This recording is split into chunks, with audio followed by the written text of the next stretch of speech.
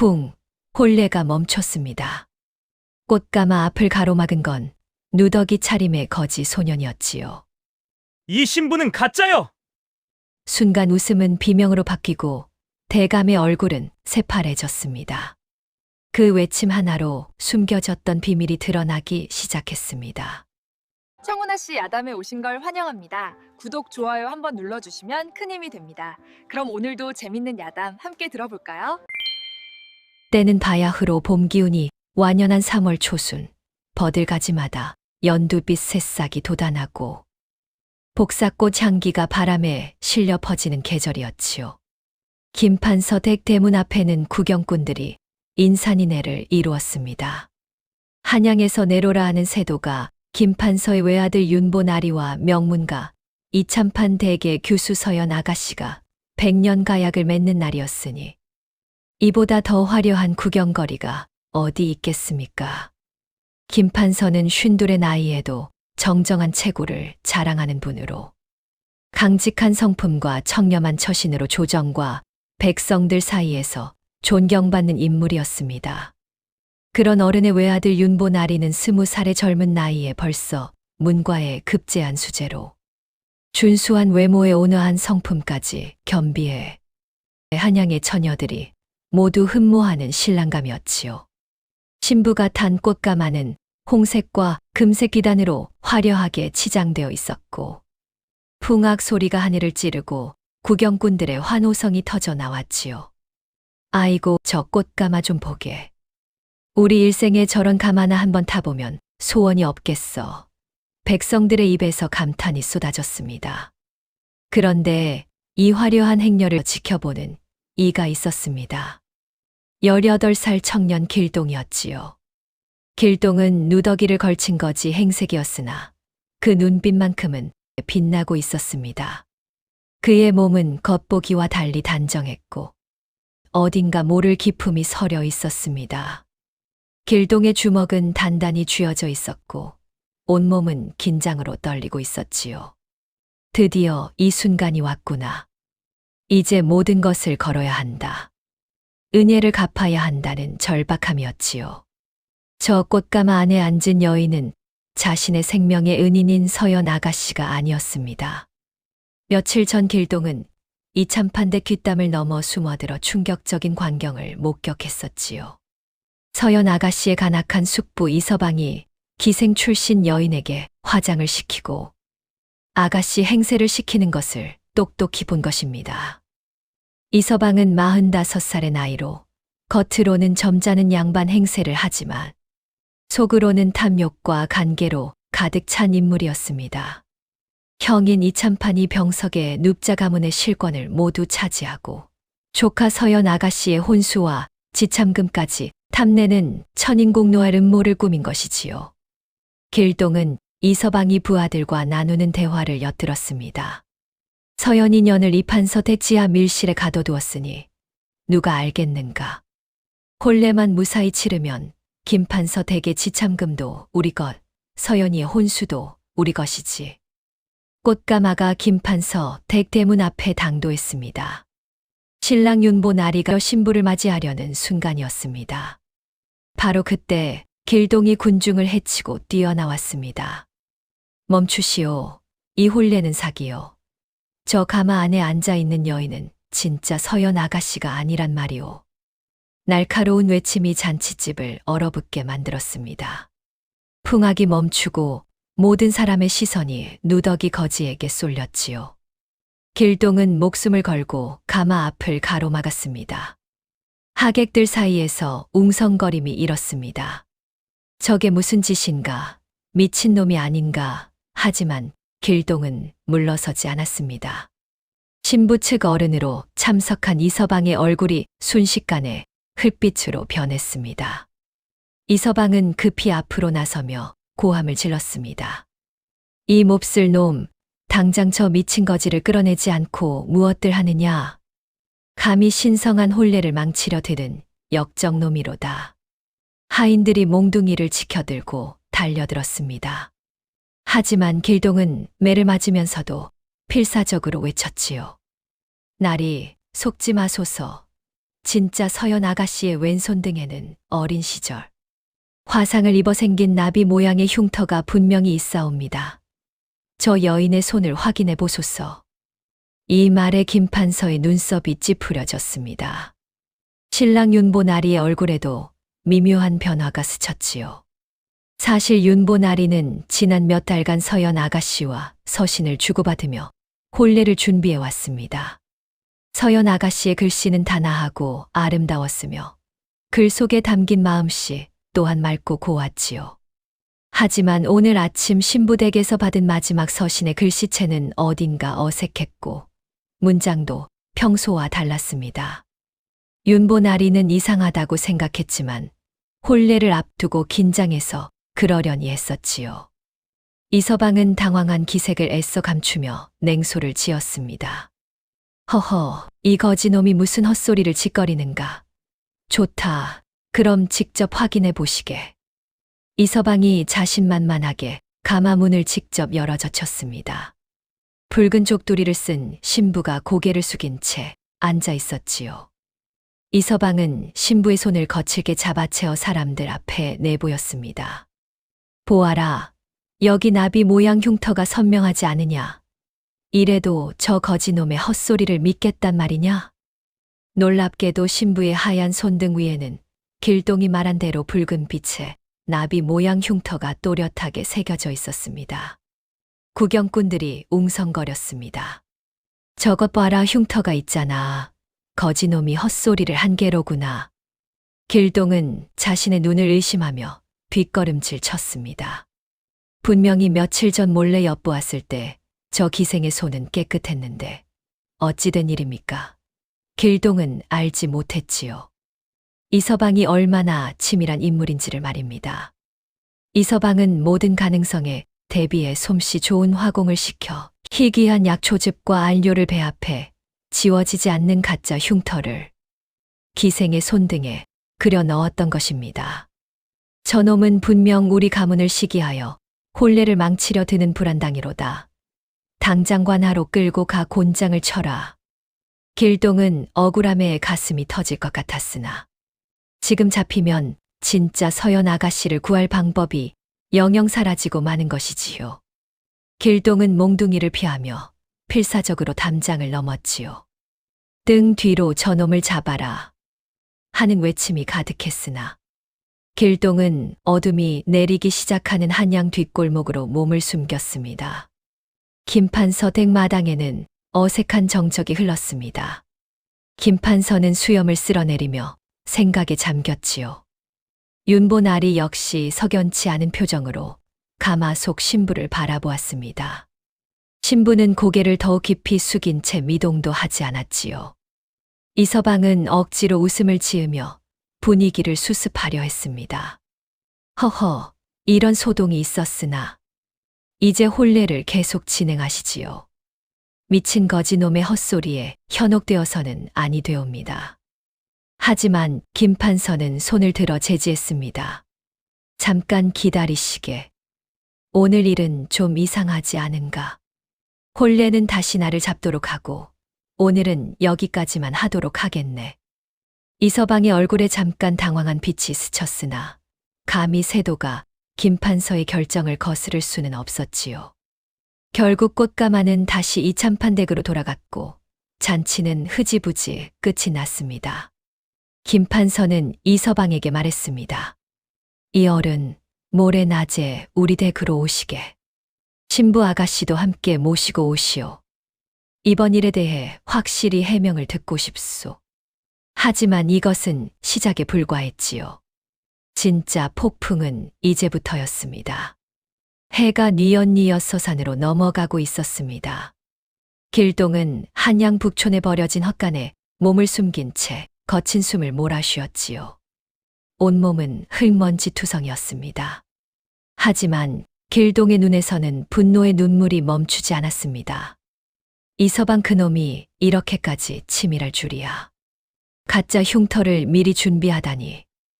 길동은 주먹으로 썩은 기둥을 내리쳤습니다. 밤 기운이 스며들기 시작하자 봄이라고는 하나 해가 지면 아직 쌀쌀한 기운이 옷깃을 파고들었지요. 길동은 누더기 옷을 더 여미며 무릎을 끌어안았습니다. 그리고 6년 전 그 참혹했던 밤을 떠올렸습니다. 그때는 한겨울이었지요.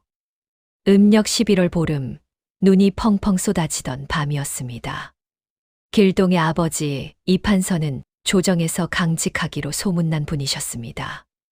부정과 비리를 눈감지 못하는 성품 때문에 많은 적을 만들었지만 백성들의 존경은 두터웠지요. 그날 밤도 아버지는 서재에서 상소문을 쓰고 계셨습니다. 당시 권력을 휘두르던 간신들의 비리를 탄핵하는 내용이었지요. 그런데 한밤중에 갑자기 대문이 부서지는 소리가 들렸습니다. 의금부 나졸들이 횃불을 들고 들이닥쳤지요. 이판서 의원, 영모를 꾀한 죄로 체포한다. 그 외침에 길동의 어머니는 기절했고 아버지는 황당한 표정으로 잡혀가셨습니다. 길동도 함께 끌려갈 뻔했으나 평소 길동을 아끼던 늙은 하인 박첨지가 몸을 던져 막아섰지요. 도련님, 빨리 뒷문으로 도망치시오. 이것은 모함이옵니다. 박첨지는 길동을 밀쳐내며 나졸들을 막았습니다.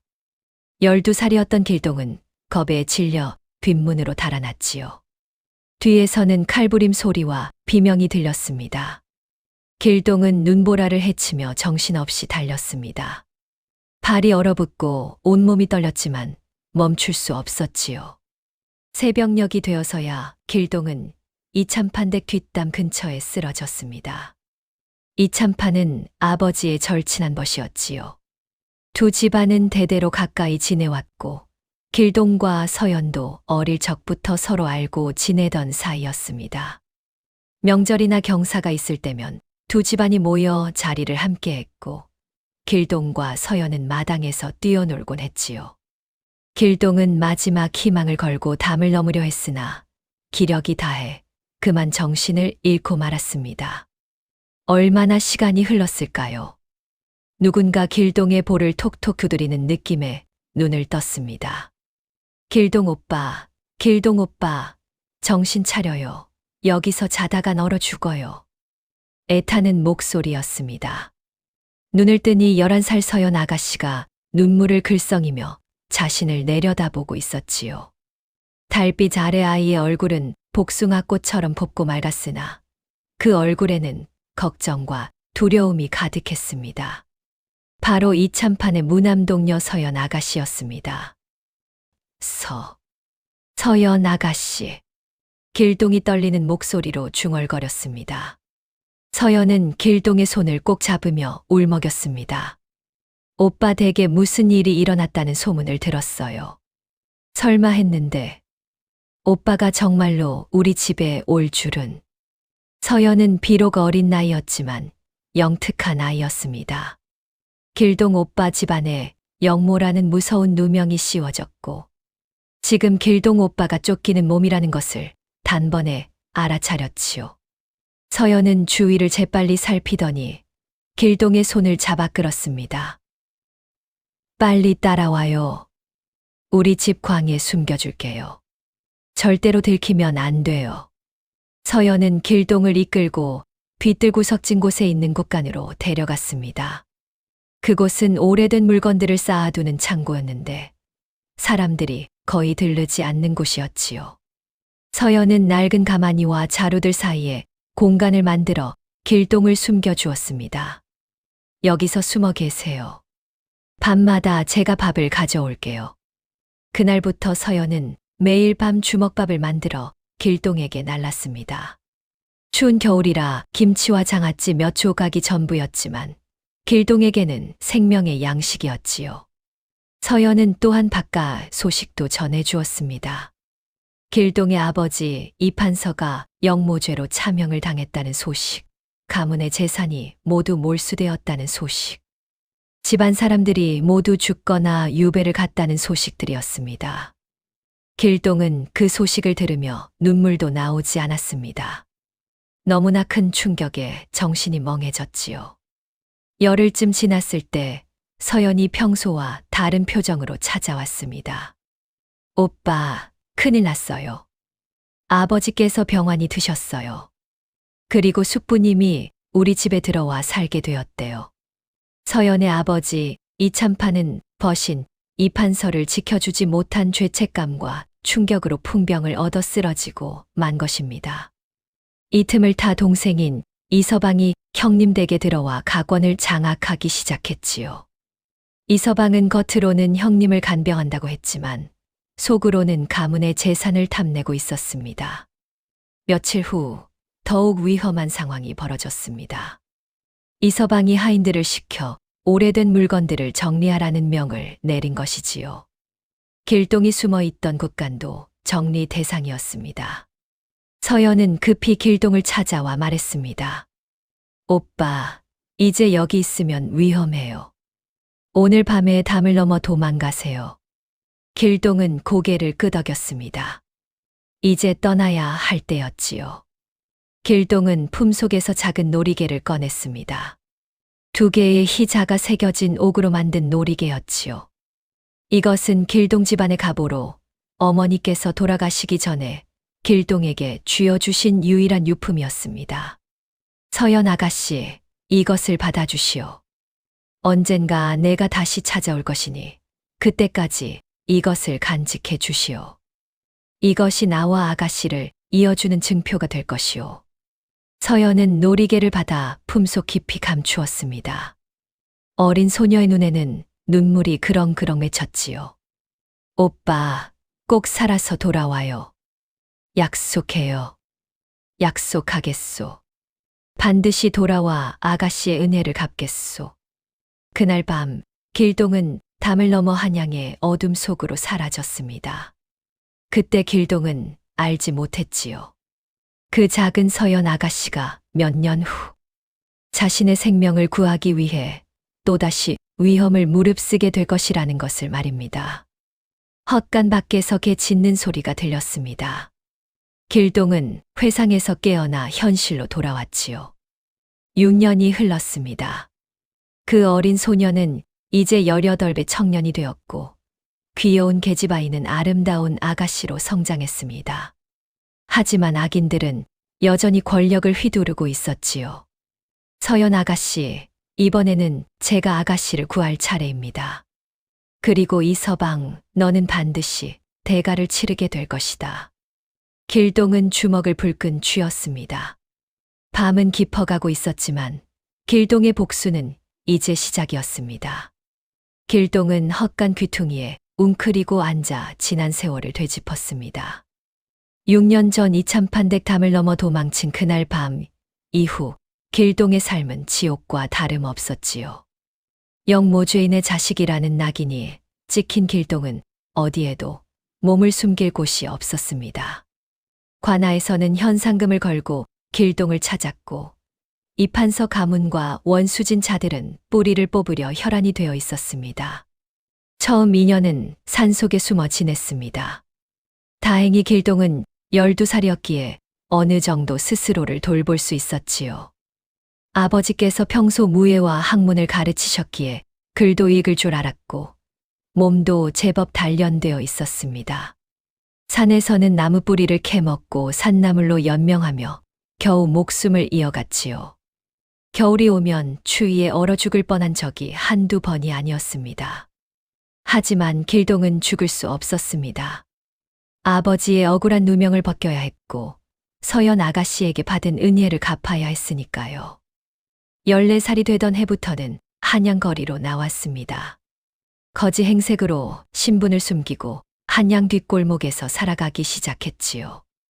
낮에는 구걸을 하거나 남의 집 심부름을 해주며 끼니를 때웠고 밤에는 버려진 집이나 다리 밑에서 잠을 청했습니다. 하지만 길동은 단순히 살아남는 것에만 만족하지 않았습니다. 아버지께서 가르쳐 주신 학문을 잊지 않기 위해 길동은 틈틈이 글을 읽었습니다. 헌책방 주인에게 부탁해 버려진 책을 얻어 읽기도 했고 서당 근처를 지나며 훈장의 강론을 귀동냥하기도 했지요. 또한 저작거리에서 무예를 겨루는 장사들을 보며 몸을 단련하는 법을 배웠고 남몰래 혼자 연습했습니다. 비록 거지 신분이었지만 길동의 안목과 재주는 날로 늘어갔지요. 세월이 흐르며 길동은 한양의 뒷골목 소식통이 되었습니다. 거지들의 세계에는 양반들이 모르는 정보가 넘쳐났지요. 어느 대감댁에 도둑이 들었다더라. 어느 부잣집 교수가 도망쳤다더라. 조정의 벼슬아치들이 밀담을 나눴다더라 하는 온갖 소문들이 거지들의 입을 통해 퍼져나갔습니다. 길동은 이러한 정보들을 수집하며 세상 돌아가는 이치를 깨우쳤습니다. 그러던 중 석 달 전 음력 정월 보름 무렵이었습니다. 길동은 우연히 이참판대 근처를 지나가게 되었지요. 6년 만에 찾은 그곳은 예전과 많이 달라져 있었습니다. 담장은 허물어졌고 집안은 쇠락한 기운이 감돌았습니다. 길동은 궁금증을 참지 못하고 담을 넘어 몰래 들어가 보았습니다. 뒤뜰 구석에 숨어 집안 형편을 살피는데 귀에 익은 목소리가 들렸습니다. 이서방의 목소리였지요. 이서방은 몇몇 수상한 인물들과 사랑채에 모여 밀담을 나누고 있었습니다. 형님께서는 이제 완전히 정신을 잃으셨다. 일어나실 날도 얼마 남지 않았지. 이참에 서연이를 처리하고 재산을 모두 정리해야 한다. 길동은 가슴이 철렁 내려앉았습니다. 서연 아가씨가 위험에 처했다는 뜻이었지요. 길동은 숨죽이며 더 귀를 기울였습니다. 마침 김판서 댁에서 혼담이 들어왔으니 천운이로다. 혼례를 치르되 진짜 서연이를 보낼 수는 없지. 혼수와 지참금을 챙기고 나면 김판서 댁에서 들통이 날 테니 그 전에 서연이는 없애버려야 한다. 그렇다면 신부는 어찌 하실 작정이십니까? 내게 좋은 수가 있네. 기생 월선이를 신부로 꾸며 보낼 것이네. 어차피 족두리를 쓰고 너울을 쓰면 얼굴을 제대로 보지 못하지 않겠나. 길동은 치를 떨었습니다. 이 악랄한 자가 6년 전 아버지를 모함한 그 음모의 배후였을 것이라는 확신이 들었지요. 길동은 더 많은 정보를 얻기 위해 며칠간 이참판 댁 주변을 맴돌았습니다. 이래쯤 지났을 때 길동은 결정적인 장면을 목격했습니다. 한밤중에 이서방이 하인 둘을 데리고 낡은 별채로 들어가는 것을 본 것입니다. 길동은 조심스럽게 뒤를 밟았지요. 별채 뒤편에는 오래된 우물터가 있었습니다. 이서방은 우물터 옆 바닥에 숨겨진 돌판을 들어 올렸습니다. 그 아래로 지하로 내려가는 계단이 드러났지요. 서연이를 잘 감시하고 있겠지. 예, 나리. 손발이 묶여 있고 입에는 헝겊을 물려두었사옵니다. 길동은 분노로 온몸이 떨렸습니다. 서연 아가씨가 저 지하 밀실에 갇혀 있다는 뜻이었지요. 길동은 당장이라도 뛰어들어가고 싶었지만 꾹 참았습니다. 혼자 힘으로는 이서방의 수하들을 당해낼 수 없었고 자칫하면 아가씨만 더 위험해질 수 있었습니다. 다음 날 길동은 기생 월선이가 화장을 하고 한복을 입는 연습을 하는 것을 엿보았습니다. 월선이는 30살쯤 되어 보이는 기생으로 한때 이서방의 첩이었다가 버림받은 여인이었지요. 이서방은 월선이에게 큰 돈을 주며 이번 일만 도와주면 먼 곳으로 보내주겠다고 회유했습니다. 하지만 한 가지 문제가 있었습니다. 진짜 서연 아가씨의 왼손 등에는 어린 시절 화상을 입어 생긴 나비 모양의 흉터가 있었던 것이지요. 길동은 6년 전 그 흉터를 똑똑히 기억하고 있었습니다. 서연 아가씨가 자신을 구해줄 때 주먹밥을 건네던 그 작은 손등에 선명히 새겨져 있던 붉은 흉터 말입니다. 월선이의 손은 흉터가 없이 깨끗했지요. 이것이다. 이 흉터를 증거로 삼으면 가짜를 밝혀낼 수 있다. 길동은 혼례날을 기다렸습니다. 그리고 오늘 마침내 용기를 내어 혼례장에 뛰어들었던 것입니다. 하지만 이서방의 치밀함을 과소평가했지요. 이서방은 원래부터 모든 가능성에 대비하는 성격이었습니다. 혹시라도 누군가 진짜 서연 아가씨의 흉터를 안다면 어쩌나 싶어 처음부터 솜씨 좋은 화공을 시켜 월선이의 손등에 똑같은 흉터를 그려 넣었던 것입니다. 밤이 깊어갔습니다. 헛간 밖에서는 순찰 포졸들의 발소리가 들렸지요. 길동은 숨을 죽였습니다. 포졸들이 지나가고 다시 고요해지자 길동은 작은 보따리를 풀었습니다. 그 안에는 며칠 전 한약방 뒷골목에서 주운 낡은 의서가 들어 있었지요. 길동은 아버지께 배운 학문 덕분에 한문으로 쓰인 의서를 읽을 수 있었습니다.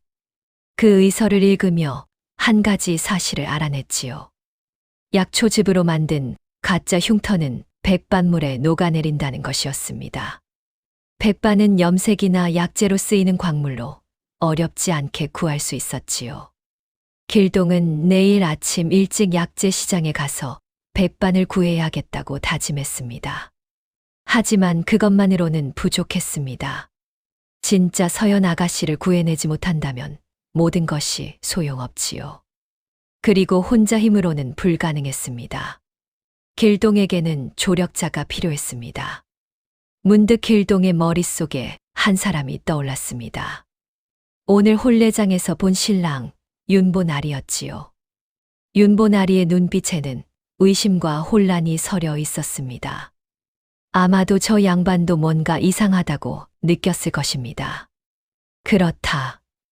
윤보나리를 만나야 한다. 저분이라면 내 말을 들어줄지도 모른다. 길동은 결심을 굳혔습니다. 내일 밤 어떻게든 윤보나리를 만나 진실을 말하고 도움을 청해야 했지요. 위험한 일이었지만 다른 방도가 없었습니다. 새벽 달 울음소리가 들렸습니다. 동쪽 하늘이 서서히 밝아오고 있었지요. 길동은 허름한 옷을 여미고 헛간을 나섰습니다. 서연 아가씨를 구하기 위한 준비를 시작할 때였지요. 길동은 약재 시장으로 향했습니다. 길동은 호주머니에 남은 푼돈을 꺼내 백반 한 덩이를 샀습니다. 약재상 주인이 의아한 눈으로 물었습니다. 거지 주제의 백반은 왜 사는가? 염색에 쓸 것입니다. 길동은 짧게 대답하고 서둘러 자리를 떴습니다. 백반을 품속 깊이 넣고 길동은 김판서댁 쪽으로 발걸음을 옮겼지요. 해가 뉘엿뉘엿 서산으로 넘어갈 무렵 김판서 댁 뒷문이 열리며 한 젊은 양반이 홀로 나왔습니다. 바로 윤보나리였지요. 윤보나리는 무거운 표정으로 천천히 걸어가고 있었습니다. 길동은 재빨리 판단을 내렸습니다. 지금이 아니면 기회가 없을 것 같았습니다. 길동은 조심스럽게 윤보나리에게 다가가 낮은 목소리로 불렀습니다. 나리, 잠깐만 제 말씀을 들어주시겠습니까? 윤보나리가 깜짝 놀라 뒤를 돌아보았습니다. 어제 혼례장에서 본 그 거지 소년이었지요. 윤보나리는 손을 들어 하인들을 제지하고는 길동을 똑바로 쳐다보았습니다. 내 놈이 어제 그 거지가 아니냐. 감히 나를 찾아오다니 목숨이 아깝지 않은가. 나리, 소인은 거짓을 말하지 않았습니다. 저 신부는 분명 가짜옵니다. 길동의 눈빛이 진지했습니다. 윤보나리는 길동을 한참 바라보다가 한숨을 내쉬었지요. 사실 나도 이상하다고 느꼈다. 서신으로 주고받던 서연 아가씨와 어제 본 신부가 어딘가 달랐거든. 윤보나리의 말에 길동은 희망을 보았습니다. 윤보나리는 주위를 살피고는 낮은 목소리로 말했습니다. 따라오너라. 이야기를 들어보겠다. 윤보나리는 길동을 한적한 정자로 데려갔습니다. 그곳에서 길동은 모든 것을 털어놓았지요. 자신이 사실은 6년 전 영모로 몰려 멸문당한 이판서의 아들이라는 것. 어린 시절 서연 아가씨에게 목숨을 구하는 예를 입었다는 것. 이서방의 음모를 우연히 목격했다는 것. 그리고 진짜 서연 아가씨가 지하 밀실에 갇혀 있다는 것까지 모두 말했습니다. 윤보나리는 놀라움을 감추지 못했습니다. 그렇다면 내가 바로 이판서 어른의 아드님이란 말인가? 우리 아버님께서 평생 찾아 헤매시던 바로 그 아이. 나리께서 소인을 아십니까? 우리 아버지 김판서와 내 아버지 이판서께서는 과거 급제 동기로 평생직이었다.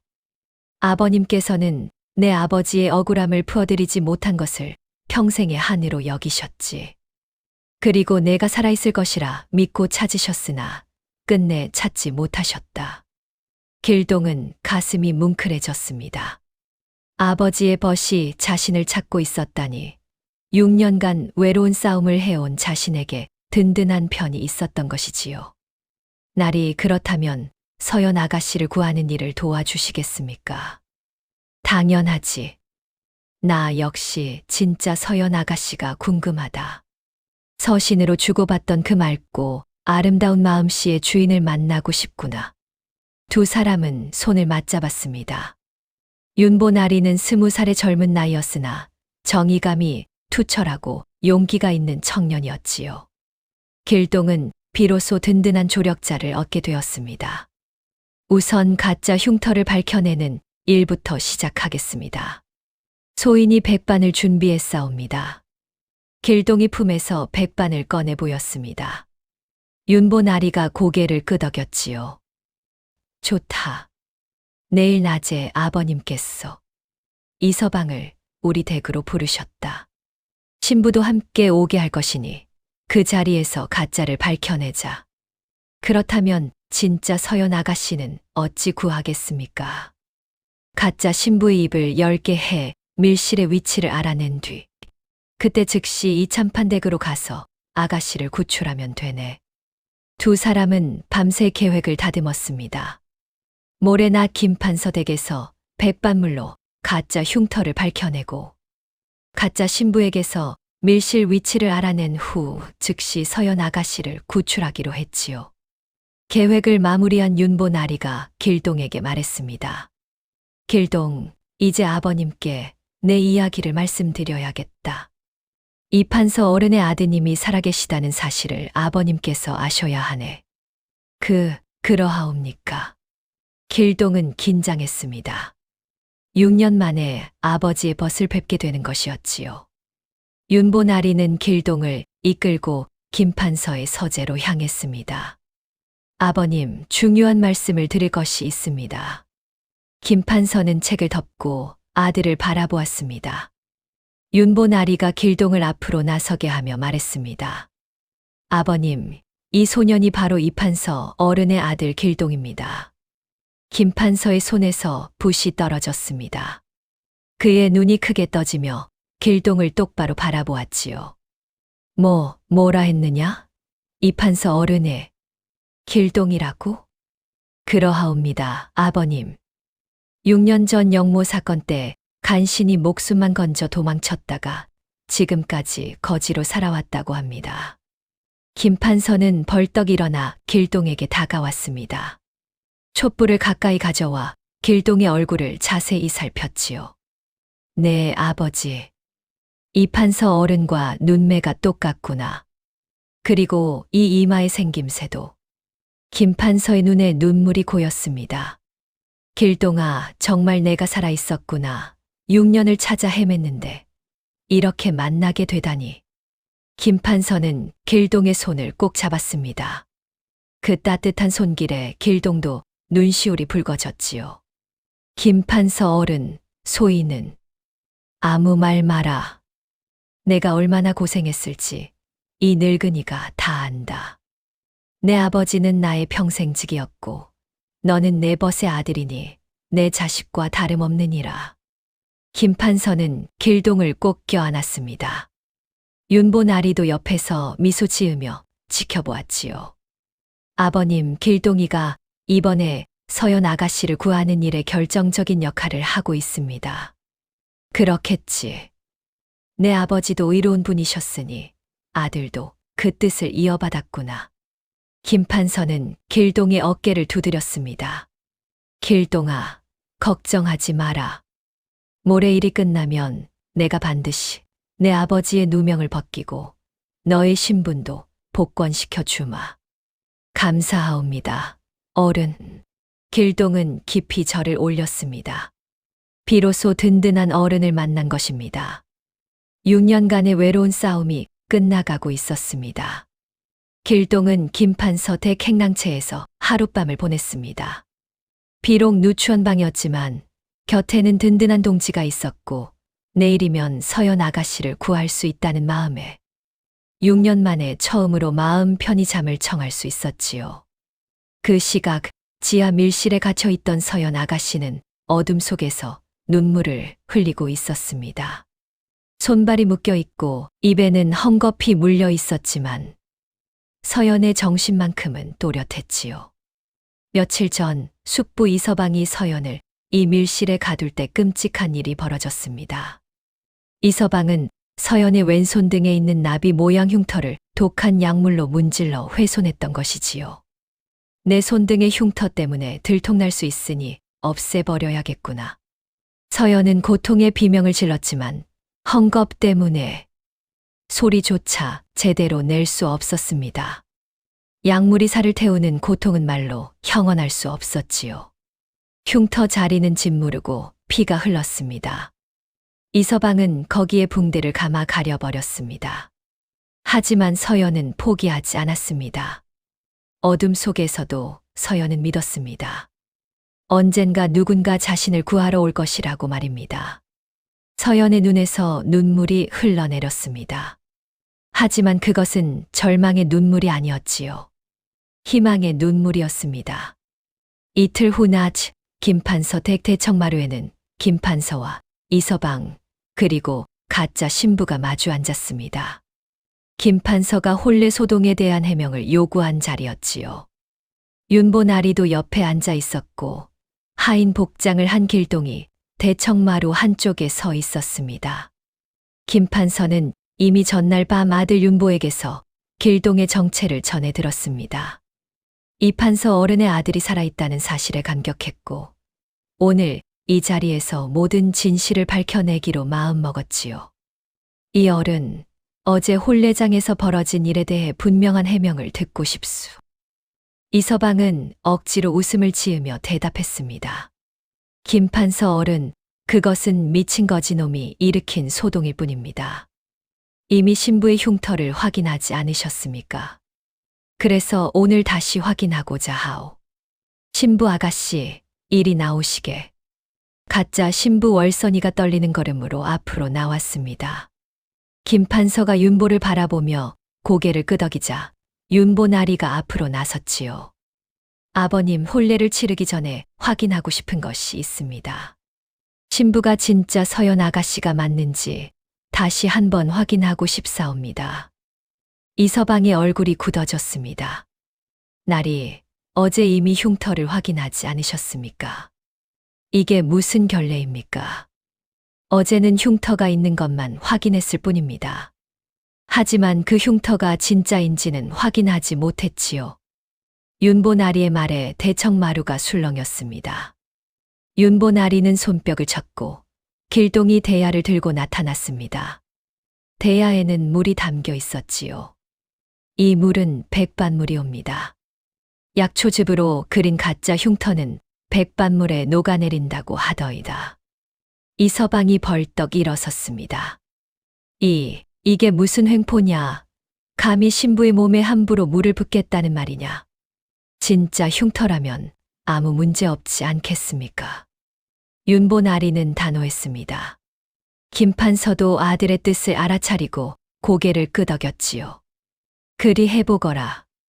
길동이 대야를 들고 신부에게 다가갔습니다.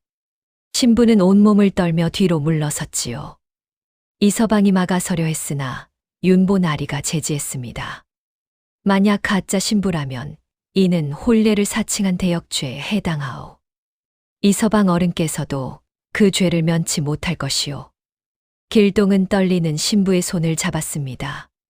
그리고 천천히 백반물에 손등을 담궜지요.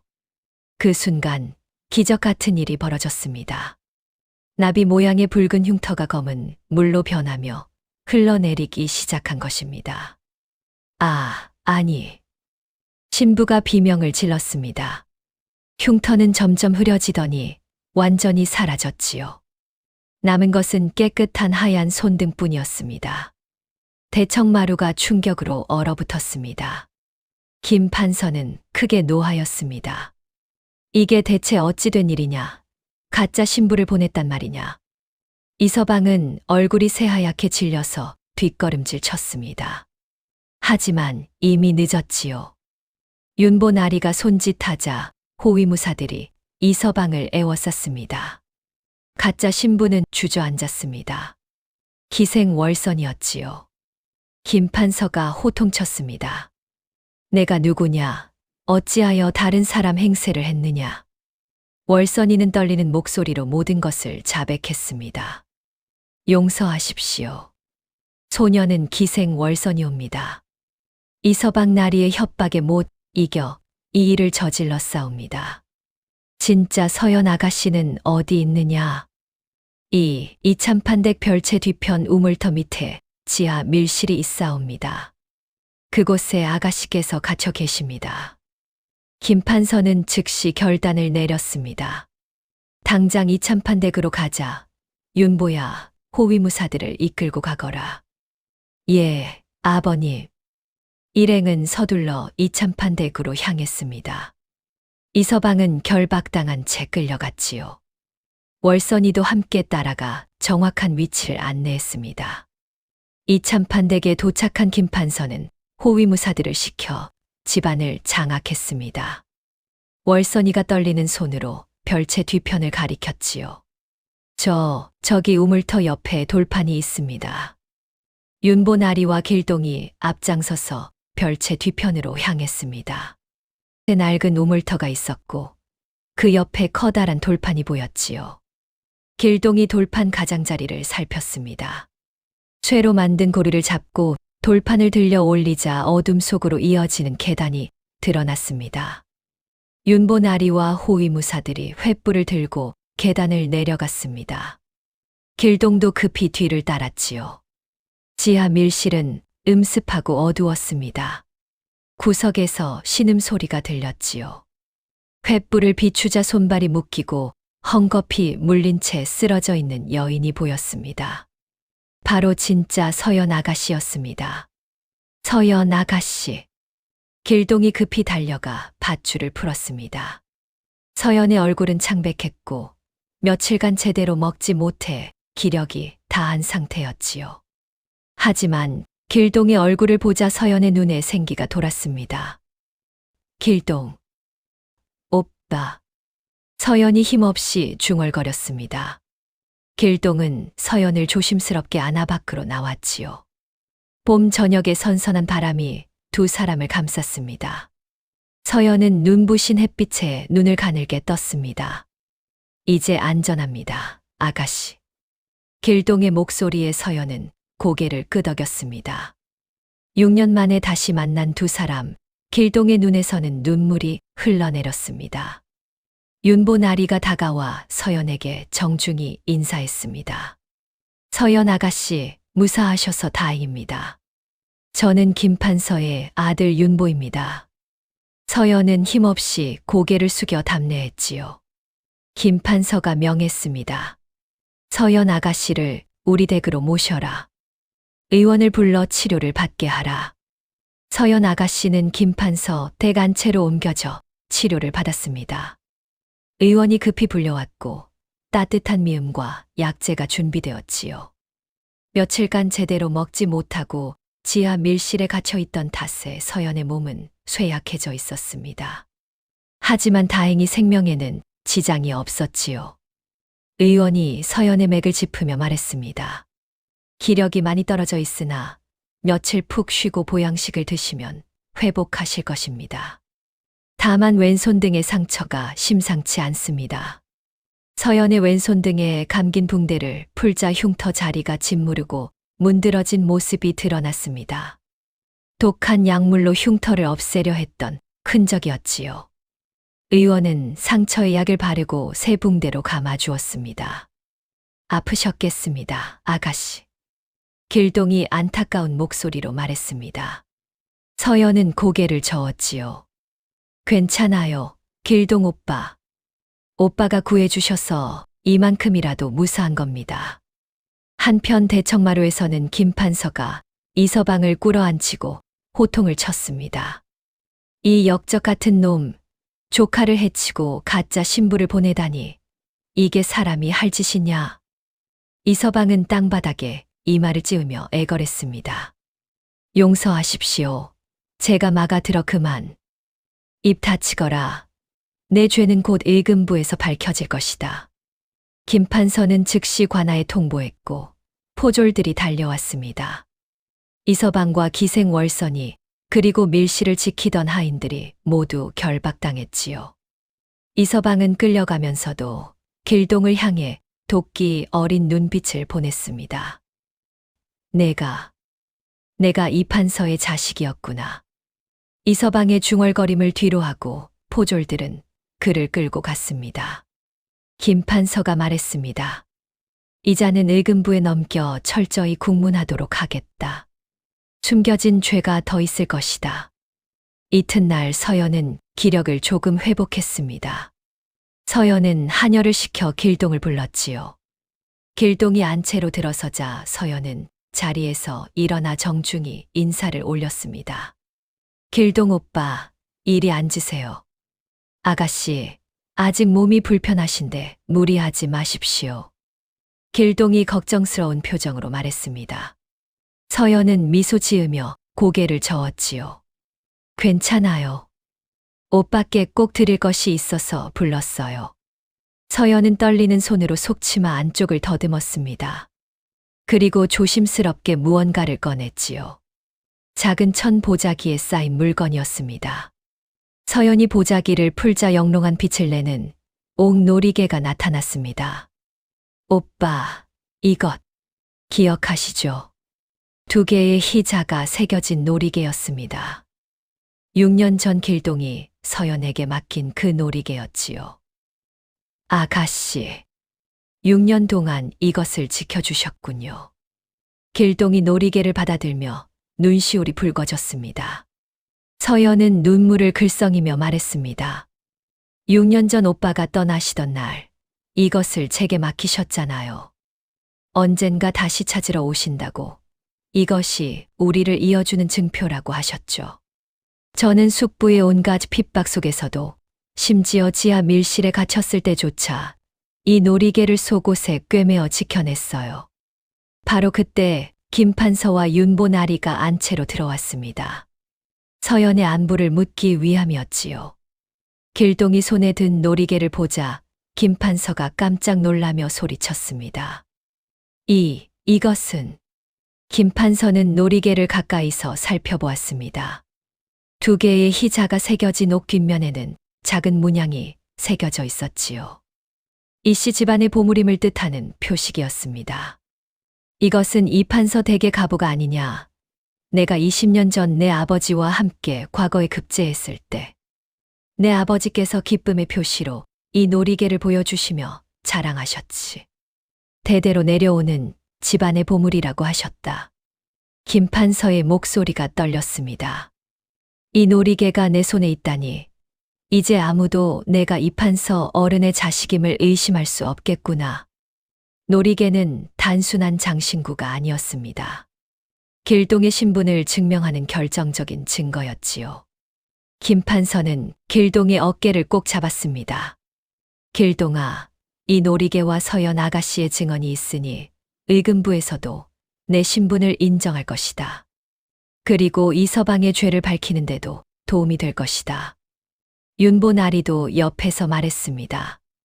아버님, 내일 의금부 국문이 있을 예정입니다. 길동이와 서연 아가씨가 증인으로 나서야 할 것 같습니다. 그리하자. 이제 모든 진실을 밝힐 때가 왔다. 김판서가 결연한 표정으로 고개를 끄덕였습니다. 길동은 놀이개를 가슴에 꼭 안았습니다.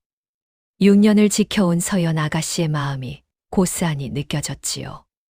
아가씨, 정말 고맙습니다. 이 은혜는 평생 잊지 않겠습니다. 오빠, 저야말로 오빠가 저를 구해주셨잖아요. 우리는 서로에게 빚진 사이예요. 서연이 수줍게 미소 지었습니다. 그 미소에 길동의 가슴이 따뜻해졌지요. 내일이면 일금부에서 이서방에 대한 국문이 시작될 것입니다. 그리고 그 자리에서 6년 전의 진실도 함께 밝혀질 것이었습니다. 정의가 바로 서는 날이 다가오고 있었습니다. 이튿날 의금부에서는 이서방과 그 일당들에 대한 국문이 시작되었습니다. 김판서는 조정의 대신들과 함께 참관했고 길동과 윤보 나리도 증인으로 자리했지요. 의금부 당상관이 위험 있는 목소리로 물었습니다. 이서방, 내가 조카 서연을 지하 밀실에 가두고 가짜 신부를 보낸 죄를 인정하느냐? 인정하옵니다. 이서방은 이미 기생월선이와 하인들의 증언으로 도망갈 곳이 없었습니다. 하지만 김판서는 이것만으로는 부족했지요. 김판서가 나섰습니다. 의금부 어른, 이자에게 물어야 할 것이 더 있습니다. 6년 전 이판서 댁영모 사건 말입니다. 의금부 당상관이 눈썹을 치켜 올렸습니다. 그것이 이 사건과 무슨 관련이 있소? 이서방이 바로 그 사건의 배후였다는 증언이 있습니다. 김판서는 서연 아가씨가 들었던 아버지의 헛소리, 그리고 정황 증거들을 제시했습니다. 의금부 당상관은 이서방을 노려보며 물었지요. 사실이냐? 내가 이 판서를 모함했느냐? 이서방은 처음에는 부인했습니다. 하지만 형리가 형틀을 준비하자 결국 입을 열었지요. 그렇소이다. 소인이 당시 권세가였던 조대감과 짜고 이 판서를 모함했소이다. 대청의 충격에 탄성이 터져 나왔습니다. 이서방은 떨리는 목소리로 계속했습니다. 조 대감께서 이 판서를 제거하고 싶어 하셨고 소인은 형님의 재산을 탐냈소이다. 그래서 거짓 증거를 만들고 거짓 증언을 했습니다. 이 판서 어른은 결백하셨소이다. 길동은 주먹을 불끈 쥐었습니다. 아버지의 억울함이 마침내 밝혀지는 순간이었지요. 눈에서는 뜨거운 눈물이 흘러내렸습니다. 의금부 당상관이 호통을 쳤습니다. 역적 놈, 결백한 충신을 모함하여 죽음으로 몰아넣고 심지어 그 어린 자식까지 죽이려 했으니 그 죄가 하늘을 찌르는구나. 김판서가 무릎을 꿇으며 아뢰었습니다. 의금부 어른, 즉시 왕께 이 사실을 아뢰어야 하옵니다. 이 판서 어른의 누명을 벗기고 명예를 회복시켜 드려야 합니다. 며칠 후 대전에서 왕이 직접 이 사건을 심리하셨습니다. 이서방의 자백과 여러 증거들이 왕 앞에 올려졌지요. 왕께서는 진노하셨습니다. 이 판서는 과인이 아끼던 충신여건을 간신들의 모함으로 억울하게 죽었구나. 즉시 누명을 벗기고 관작을 복구하라. 그리고 그 아들 길동을 찾아 신분을 복권시켜라. 김판서가 앞으로 나아가 아뢰었습니다. 전하, 이 판서의 아들 길동이 여기 있사옵니다. 길동은 떨리는 마음으로 왕 앞에 나아가 큰절을 올렸습니다. 왕께서는 길동을 자세히 살피시고는 온화한 목소리로 말씀하셨지요. 내가 6년간 어떤 고초를 겪었는지 과인이 알고 있다. 내 아버지의 충절과 내 효심에 감복하였노라. 오늘부터 너는 당당한 양반의 신분을 되찾았느니라. 성은이 만극하옵니다, 전하. 길동의 목소리가 떨렸습니다. 6년간의 서름이 한꺼번에 풀리는 순간이었지요. 왕께서는 또한 이서방에게 엄벌을 내렸습니다. 이서방은 충신을 모함하고 조카를 해하려 한 대역죄인이니 차명에 처하라. 재산은 모두 몰수하여 이참판댁에 돌려주고 일당들도 엄히 다스려라. 이렇게 정의가 바로 서게 되었습니다. 이서방은 끌려나가며 통곡했지만 이미 늦었지요. 탐욕과 배신의 대가를 치르게 된 것입니다. 한편 이참판 어른도 딸 서연이 무사하다는 소식과 길동이 살아 돌아왔다는 소식에 기적처럼 정신을 차렸습니다. 비록 몸은 여전히 약했지만 의식은 또렷해졌지요. 길동이가 살아있다니. 벗의 아들을 지키지 못한 죄책감에 병을 얻었는데 이제야 마음이 놓이는구나. 이참판은 길동을 불러 손을 꼭 잡았습니다. 내 아버지와 나는 형제처럼 지냈지. 내가 동생의 관계를 미리 알았더라면 용서하거라. 어른, 이제 모든 것이 바로 잡혔습니다. 편히 쉬십시오. 길동의 위로에 이참판은 눈물을 흘렸습니다. 그리고 딸 서연을 불렀지요. 서연아, 내가 6년 전 길동이를 구했다며 기특하구나. 그 은혜를 이제 갚을 때가 된 것 같구나. 모든 일이 정리되고 한 달쯤 지났을 무렵 김판서 댁에서는 중요한 자리가 마련되었습니다. 김판서, 이참판, 그리고 길동과 윤보 나리가 함께 모인 자리였지요. 이참판은 아직 완전히 회복되지는 않았으나 지팡이를 짚고 겨우 자리에 나올 수 있을 정도가 되었습니다. 김판서가 먼저 입을 열었습니다. 이 어른, 그간 건강이 많이 회복되셨습니다. 기쁜 일이요.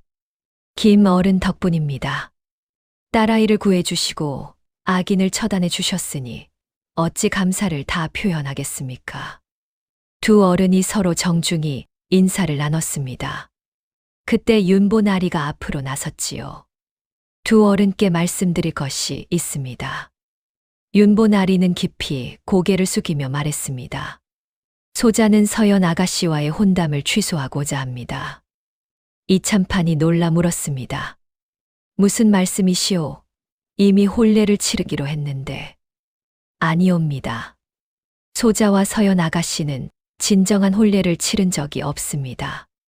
가짜 신부와의 예식은 무효이니 처음부터 없던 일이나 마찬가지지요. 윤보 나리의 말에 일리가 있었습니다. 법적으로도 가짜 신부와의 혼례는 인정될 수 없었지요. 그리고 솔직히 말씀드리자면 소자는 서연 아가씨와 서신을 주고받으며 그분의 마음씨에 감탄했을 뿐 진정한 연정을 품은 것은 아니었습니다. 이번 일을 겪으며 깨달았습니다. 서연 아가씨의 마음은 이미 다른 곳에 있다는 것을 말입니다. 윤보 나리의 시선이 길동에게 향했습니다. 길동은 당황하여 고개를 숙였지요. 길동이와 서연 아가씨는 6년 전부터 인연이 있었고 서로를 위해 목숨을 걸었습니다. 그 인연을 제가 끊을 수는 없지요. 소자는 기꺼이 물러나겠습니다. 김판서가 아들을 바라보았습니다. 윤보 나리의 얼굴에는 담담한 미소가 있었지요. 진심으로 두 사람을 축복하는 표정이었습니다. 윤보야, 내 마음이 그러하다면 아비로서 존중하마. 이참판도 고개를 끄덕였습니다. 윤보 나리의 고결한 뜻을 받들겠습니다. 그렇다면 이참판이 길동을 바라보았습니다. 길동이 내가 우리 서연이를 아내로 맞아주겠느냐? 길동은 얼른 큰절을 올렸습니다. 소자에게는 과분한 은혜이옵니다. 감사히 받들겠습니다. 이렇게 새로운 혼담이 정해졌습니다.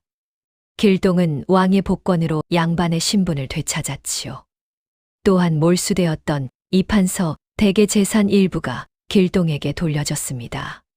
한 달 후 계절은 어느덧 초여름으로 접어들었습니다. 음력 4월 초파일 길동과 서연의 혼례가 이참판 댁에서 조촐하게 치러졌지요. 혼례 날 길동은 푸른 비단 혼례복을 입고 말을 타고 이참판 댁으로 향했습니다. 이번에는 가짜가 아니라 진짜였지요. 마당에는 피어나는 작약꽃이 향기를 뿜었고 버들가지는 바람에 부드럽게 흔들렸습니다. 서연 아가씨는 붉은 치마 저고리에 족두리를 쓰고 길동을 맞이했습니다. 연지곤지를 찍은 얼굴은 봉숭아꽃처럼 아름다웠지요. 두 사람은 큰절을 나누며 부부의 연을 맺었습니다. 이 혼인은 하늘이 정하신 인연이로다. 이참판이 기쁨에 젖어 말했습니다. 김판서와 윤보 나리도 축하객으로 참석했지요. 윤보 나리는 진심으로 두 사람을 축복했습니다. 길동, 서연 아가씨를 잘 모시게. 그리고 우리는 영원한 버실세. 고맙네, 윤보 형님. 길동과 윤보는 형제처럼 손을 맞잡았습니다. 세 사람 사이에는 깊은 우정이 자리 잡았지요. 혼례가 끝나고 첫날 밤이 찾아왔습니다.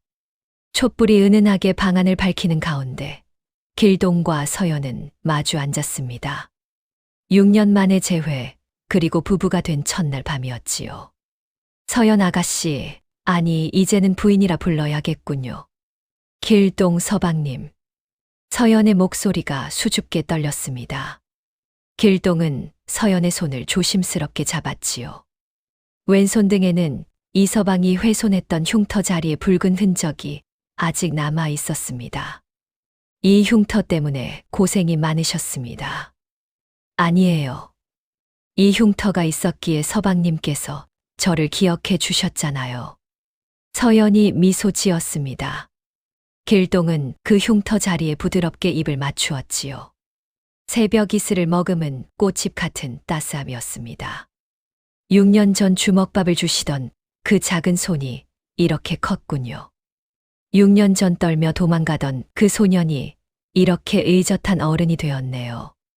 두 사람은 서로를 바라보며 웃었습니다. 길동은 서연을 부드럽게 끌어안았지요. 달빛 아래 두 사람의 그림자가 하나로 겹쳐졌습니다. 영원을 약속하는 달빛처럼 따뜻한 밤이었습니다.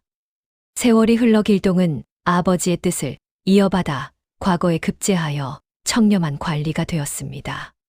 서연은 현명한 부인으로서 길동을 잘 내조했지요. 이참판도 건강을 되찾아 손주들을 보는 기쁨을 누렸습니다. 김판서와 윤보나리는 길동의 든든한 후원자이자 벗으로 평생을 함께했습니다. 윤보나리도 훗날 좋은 인연을 만나 행복한 가정을 꾸렸지요. 이렇게 6년간의 고난과 역경 끝에 찾아온 행복은 더욱 빛났습니다. 어린 시절의 작은 은혜가 씨앗이 되어 평생의 사랑으로 꽃 피운 이야기. 길동과 서연의 이야기는 한양 사람들 사이에서 오래도록 아름다운 사랑 이야기로 전해졌답니다. 감사합니다. 더 좋은 작품으로 찾아뵙겠습니다.